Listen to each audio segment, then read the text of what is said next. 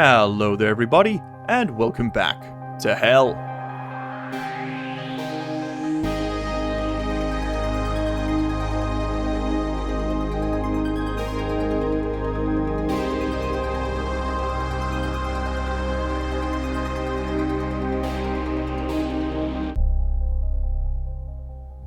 It is an absolute pleasure to make your acquaintance once more as we begin to check off more boxes on our system over here. Now, we have successfully, last night, we managed to successfully filter out our pollutant, which is really, really good. We are going to now want to... Oh, we also got ourselves a microwave and a desk. I need to catch up here. We've upgraded most of our printers. Have we upgraded all of our printers? We've upgraded all of our printers. Very cool. We can go ahead and scrap that one. We're still in the process of upgrading the tools. In fact, I think while I'm waiting for the sun to set, that's going to be one of the first things I want to make here, which is going to be a better tool belt. The Mark II is just really worth the time, trust me. Give me the Constantin, chuck it in there. Give me a Mark II tool belt, and I'd also like a Mark II mining belt. Just gives us that little bit of extra space to work with. I got some steel. Very cool. This is one of those life changes that you just you're like, why did I wait this long to make it? And there's the mining belt Mark II as well. So let's put all of our new toys in here. And look at that, our labeler and handheld tablet could fit in there as well. We've even got space for some pipes. Perfect, or honestly, I'll probably put the laptop in there. Lovely. Can the light fit? Hey, it can. Very cool. Any weird shadows? No, not really. Dope. So that is our Mark I tool belt. We're just going to deposit that outside for safekeeping. And here we have our mining belt, and we'll do the same thing. As you can see, it stores a couple more ores. Honestly, with the stack mod, it's not overly critical, but we have it now. That's a pretty big upgrade. Are there any other tools I'd like to get to the next level? I think I'd probably like to get a couple of wireless batteries in these. But other than that, I don't really care. So give me 2 more wireless batteries. Then I think we're happy. Now, in the previous episode, we also started our pollutant gas capture, but didn't quite finish it. We spent a lot of the time talking about coding, which is not a mistake I'd like to repeat today. Like I mentioned, if there's enough interest, I will be very happy to try and put together kind of like a tutorial coding series. But until such time as that becomes like something people are specifically requesting, I'm probably just going to skip some of the tutorial explanations for the code. Because, I mean, not only do I not fully understand it, but I don't think it's really what people are here for, you know? So what else do we need to complete our setup outside? We are now currently, or we are going to soon be able to start capturing our liquid gas, which is awesome. We then want to start using an expansion chamber. Evaporation chamber, that's what it's called. Heat exchanger phase change device? It's built from a phase change device kit. Okay, that makes sense. So give me the phase change device. I guess they're planning to add other options. So we'll need some copper, we'll need a bit of steel, and a bit of silicon. Perfect. Give me one of those. We're then also going to need just like a bajillion liquid pipes, and another big old heat exchanger. And honestly, where's that iron? I need some more paint. Okay, I think I'm going to have my pollutant be, let's say, pink. That's going to be our pollutant. Mixed gas will be yellow. So not orange, but yellow. Alright, pollutant will be pink. Let's do... What else do I want to filter out here? Carbon dioxide's going to be... Let's do, like, khaki. That's a good juxtaposition of hideous colors. And let's go outside, provisionally. That's never ended well for gamers. Alright, so what we should see is, yes, these vents are now pulling stuff in, and once I add this pipe cowling, we will begin letting gas out of this system, which is super cool. Excellent. So now what we're going to see is the temperature in there is going to start dropping. Oh, and I need to remember where my thing is now. There we go. The temperature here is going to start dropping as the hot gas is allowed to escape and the colder gases come back in. At least that's the game plan. It's already down to 150 C, which is good. It will take quite a while for this to drop. All right, you know what we could do? Is we could provisionally just turn these off for a second and just allow the pressure in there to vent. Just basically let this thing dump all of its contents and start again. It'll be a lot faster than trying to cycle it out. Okay, now what do we do with you? We have slowly but surely started to collect pollutant, yes indeed, and as you can see that pollutant is already much cooler. And the reason for that is in order for a liquid to change into a gas, it has to take energy from the liquid and use it to change its state, right? And what that results in is that the gas that evaporates off a liquid ends up being very slightly cooler. That's exactly how evaporative cooling works.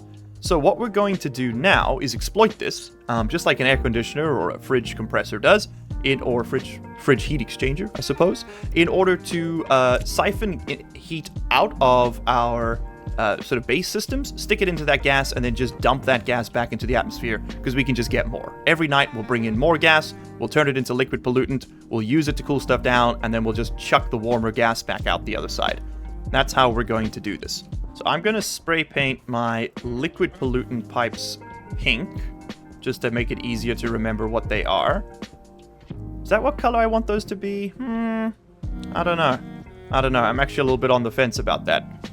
Maybe yellow? Maybe yellow is pollutant. There we go. Much nicer. Okay, yellow pipe is pollutant pipe.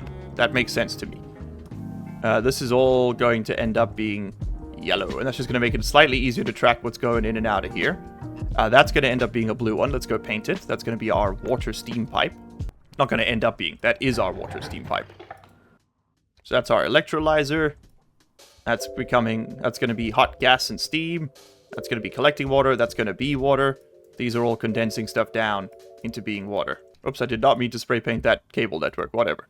So now basically we're taking the hot gas from outside, we're sucking it into this heat exchanger, and we're cooling down the combusted oxygen that we have produced. There you go. It's at 152C instead of 1,000.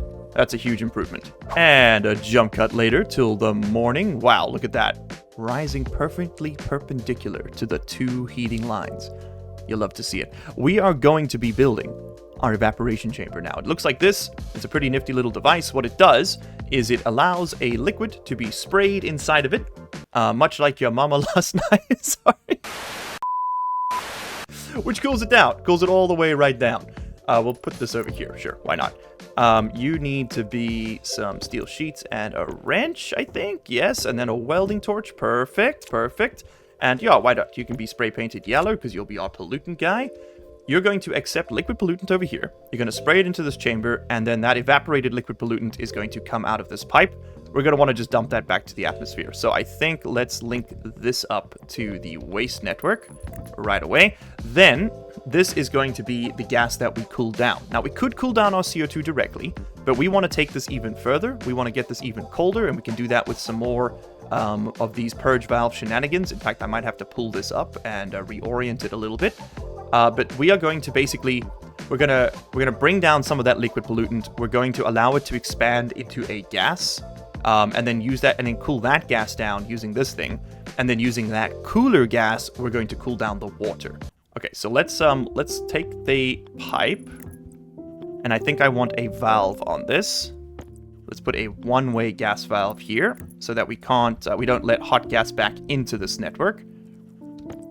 And then we're just going to run this to our waste pipe over there in the corner. And I may have to reconfigure some of this later. It really just depends on how things end up getting laid out. But this is all temporary, as the most permanent things always are. And I realized, you know what, it would also actually be nice to have another one-way valve here. We've got the valves, we might as well use them. There we go. Facing that way?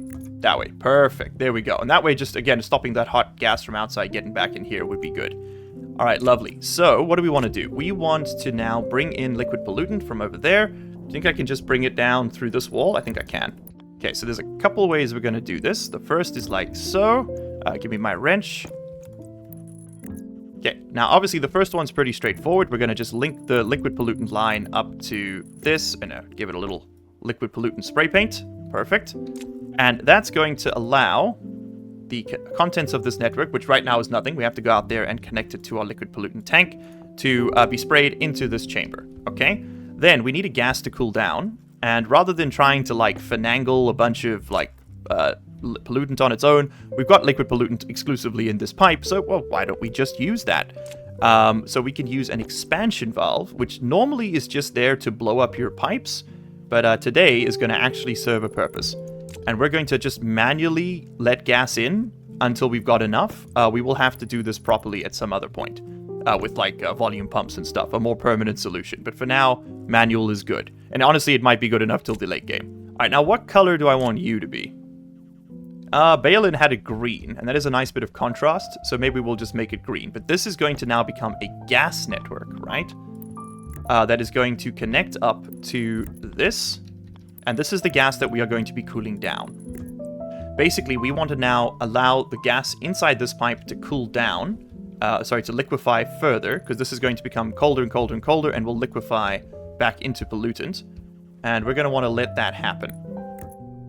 So I'm gonna, you know what I'll do? I'll leave in a space over here for us to add an expansion chamber. Not an expansion chamber, sorry, just one of these little utility pipe enlargeners.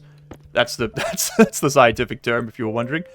First thing first, we're going to put down the condensation valves. These are going to allow any liquid that forms in this pipe to, liquefy into this pipe. And this pipe is going to be the one that stores our final cooled pollutant that we're going to use to cool the base. Or probably use to cool our CO2, which will be used to cool the base. Yeah, I think that might be the best way to do this. But for the start, it's just going to be used to cool down this water. But we could connect anything, really. Then, I'm going to need to use a couple of purge valves to push pressure back into this pipe. And I think we're going to want to, let's do like, I think Balin had 35 megapascals in his test world, which I find to be a good number. Like this. So 3.5 megapascals, rather. And that'll be just enough that we have enough pressure in that pipe that, we've got some thermal capacity to work with. And this will just continue to evaporate stuff, siphon off the liquid that goes into vapor in this pipe and put it back into this one to continue being cooled down, to recondense. It just kind of keeps the flow state going. Then I might want to manually charge that pipe at some point, so I'm going to put down another expansion valve, which will connect with the rest of these liquid pipes. That's going to have to go somewhere else. I have to put the cables there. Never mind. Shut up. Wait, no, that's bad. Okay, and we are going to need to do a quick eat and drink. It's maybe one of our last ones. And I think this is going to be the last time we can drink water that we don't produce ourselves. This may be gamers, so I'm not going to lie to you. Because we are going to need to siphon gas out of this room now. Which means we need to put gas into this room. Temperature high. Just gotta push the temperature way up. The pressure in this pipe is still dropping, which is great. That means we're venting to atmosphere. That's what I want. It's slow, but it's happening. We can take another harvest here before these die. That, right there, is our last bottle of water. Okay, 22% in it. We cannot use any more because we won't be able to grow any more crops. Yes, the pressure in the system is still dropping, which is excellent, which means soon we will be able to put our other stuff on. Okay, I'm going to go back outside and continue work. All right, there we go. Purge valves are linked up. We now need to go and connect up our liquid pollutant line so we can start cooling this down. We need to get some more liquid pipes and a heat exchanger so that we can exchange the temperature between these two liquids. And I'm hoping, I'm praying, I am deeply concerned that is still not going to be enough. What's your problem? Why are you flashing an error? Oh, because you're not connected. Right. Because I stole this pipe. I forgot. Filter critical. Oh, and we're out of filter. Of all the things, I didn't expect that to be the one that kills me first. Where's the iron? And then give me that Constantin and a bit of silver. Oxygen low. Uh-oh. Oxygen critical. Oh my god, are you kidding me? There we go. We're fine. We're so fine. Oh. And go back to making pipes, please. It's just a never-ending cascade of problems. This is what happens when you chew 5 gum. And also don't understand how the game works. Okay, that might be enough. Let's go ahead and take all this out with us. We need to get that pipe reconnected. Oh, sorry, we need to get this device working again. So let's go ahead and turn that on, which should switch on these machines, which should, yes, there we go. Start bringing us some nice cold, or cold is a relative term here, night gas back into the system. And there you go. Now you can see the pressure is actually dropping. Okay, excellent. Do you know what I could do? I could also just flip the direction on this, turn you off for a moment, and just straight up vacuum this out.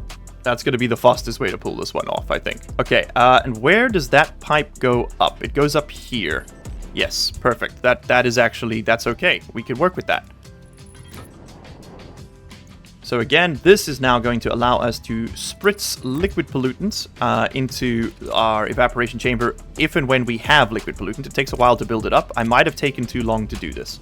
It is very possible. Okay, where are we at here? You're in the kilopascal range. Let's go ahead and flip the direction on you, turn this thing back on, and there we go. We're now going to start building pressure back up in that space, which should, I hope, begin to liquefy. Okay, lovely. With that done, we've now got the liquid pollutant going down. We can slowly but surely expand that into this space. We now need to go set up the internals on this. Nothing in there yet, and that's because there's nothing in the liquid pipe just yet. Once the pressure hits 5 megapascals in the night gas tanks, it will begin to pressurize with a liquid pollutant, or rather, it'll begin to liquefy. Sorry, I'm using all the wrong terms because I'm making it up as I go here. Alright, so the purge valves can be turned back on. We want to maintain a steady pressure on the other side of this. Cool. And this now is going to be used to cool this down. So I'm going to temporarily just spray paint this yellow, because it is pollutant. As is this. It's all yellow. And it was all yellow. And I'm going to make this one khaki, just so that we've got a distinction in colors. This is going to be our waste gas line. It could just be khaki. It's not final. We'll shuffle it all around, okay?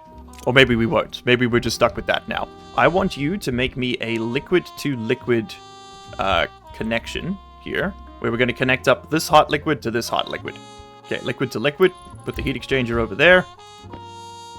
Are you input 1, output 1? Yeah. And I'm definitely going to need more pipes. Crap. Alright, so that's number 1. And then number 2 is going to be that bit over there. And I need to go get a bunch more of these. Lovely. And there comes the sun. Do-do-do-do. Did we get any liquid pollutant last night?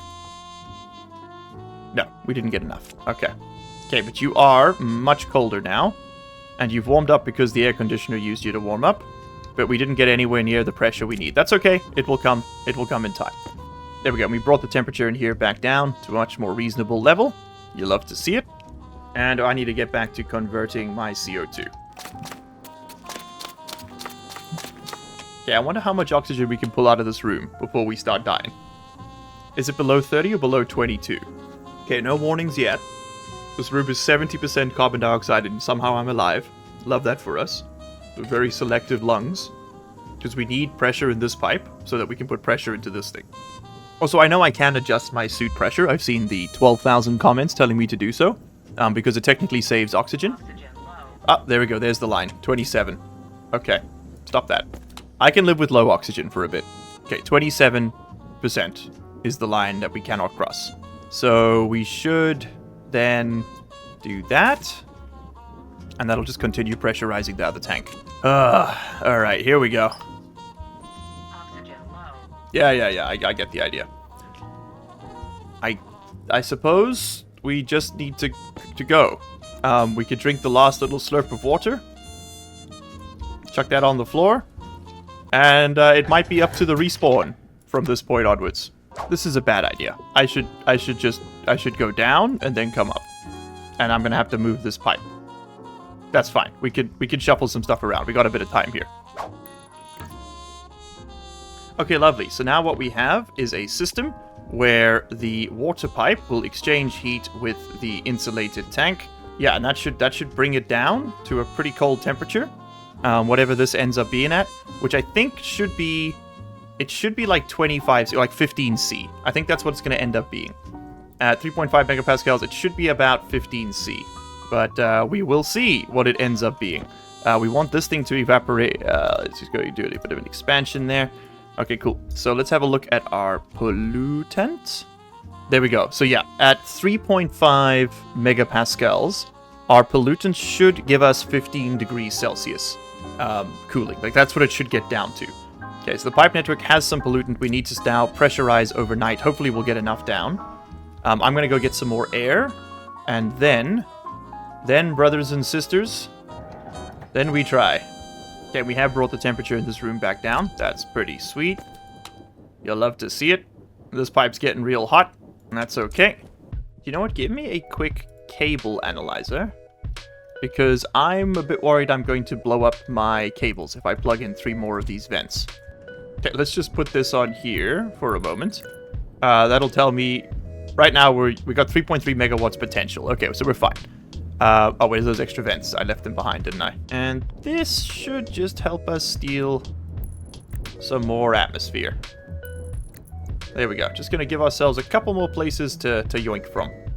Do one over here. Why not? And because our code is set up that it should talk to any active vent on this network, we should be able to just wire these in, and they'll just work. There we go, and as the night comes, they should begin to fire. Alright, and that'll get us a lot more gas into this tank a lot more quickly. Okay, there we go. It's coming in. So we should see the pressure spike, and as you can see, this thing is able to relieve pressure, but it can't do it nearly fast enough. That's great. That's exactly what we want. Alright, halfway there. Okay, here we go. We're going to hit the liquefaction point pretty soon. It's a huge amount of volume here.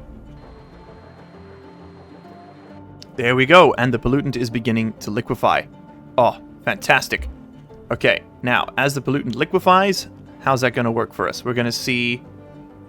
Yes, indeed, it is moving into there, and the pollutant is liquefying in here. It's at 70 C, and it's going to continue cooling as it moves into its gaseous state.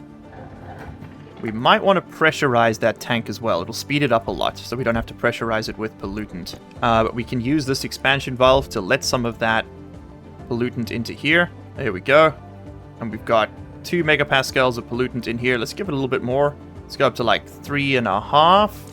And then we'll see that that is currently at 49 C. We can turn this bad boy on. And we'll see that, yes, there we go. We are indeed cooling it down. So we're spraying out some fairly cold pollutant. We're letting it out into the world. And we should now see the temperature in this liquid pipe. It is dropping. Look at that. Look at that. It's dropping. It's dropping so quickly. Oh, fantastic. To get water to liquefy at to get water to liquefy at that pressure, what do I need here? So at like 6 kilopascals, we need to get the water down to like 9 degrees. So no, we want to be at 15. The sweet spot is 10 kilopascals. Let's go a little bit higher. Let's say we want the water to be like 18, 11.3 kilopascals. So I need to get a pressure regulator and set it up so that we can push gas into this pipe. A pressurant valve, that's what I need. Okay, and I want you to pressurize this valve to like, let's say 11 kilopascals. Please tell me we're making water. Okay, the pressure's rising, so is the temperature. It'll take a while for it to cool down. Okay, look at that, and the temperature is dropping. It's working. We have air conditioning. We've done it. It's about 4 days too late because I didn't understand how to do it, and we're now paying the price for that. We can also just overshoot this, right? So like, if we were at 30 Celsius for water to be liquid, we need at least 15 kilopascals. We can just overshoot this.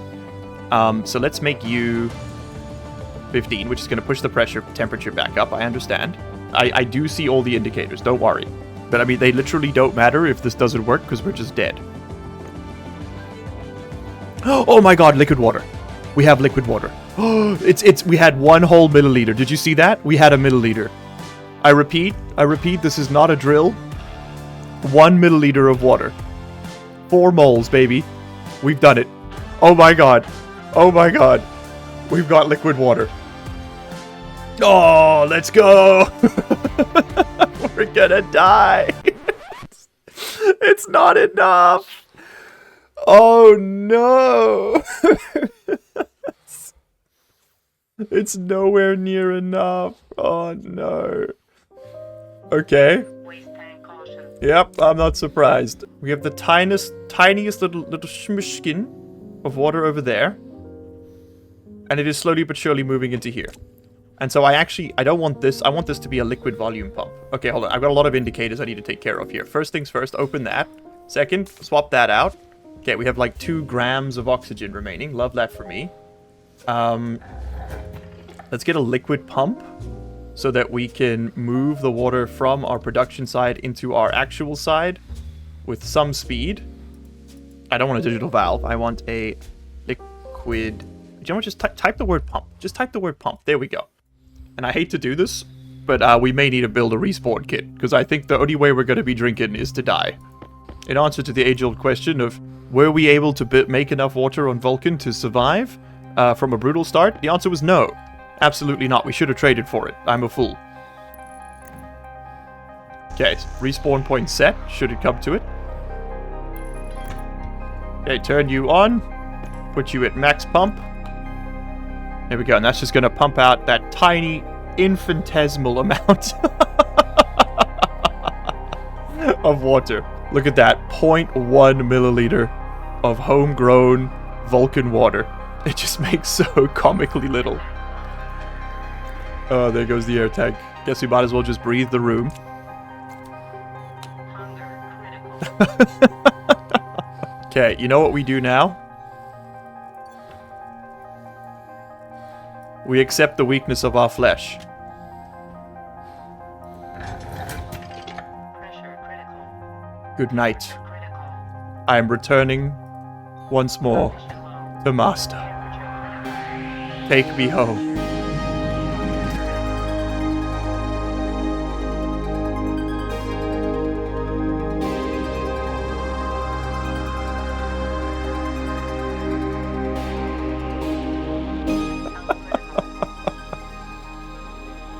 Thank you all so much for being here today. I will see you in a new body and a new life tomorrow, or next time, rather. It has been an absolute pleasure recording this one. I can't believe we actually made water, but we did. It's done. We have produced water on Vulcan. We can check that off our bucket list of things to try and learn how to do. Every series, I try and learn something new. Just try and discover a new way to play the game. And this was a really cool one to slowly figure out. So, I'll put it in your hands. Do we continue this series, or do we start a new one and try out a different approach on a different planet? Maybe not a brutal start. That might be a bit still be a bit outside my particular skill set. But we could do Venus, or we could do Vulcan again with the regular start. We could do a bit of a speed run for it, or we can continue this world. It's your call. I'm going to leave it up to the comments. You guys let us know what you want to see, and we will do our best to continue it. This world is it was a bit of a test, I think, retroactively. We are going to just, go back and decide that is history. We're going to put a bit of a Yelta conference there, if you know what I mean. And until the next one, I will see you all later. That's not the outro, is it? Cheers!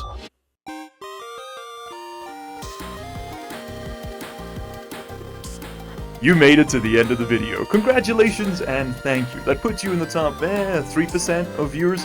Here's another video that YouTube thinks you're going to like, and here is a list of all the patron and channel member names.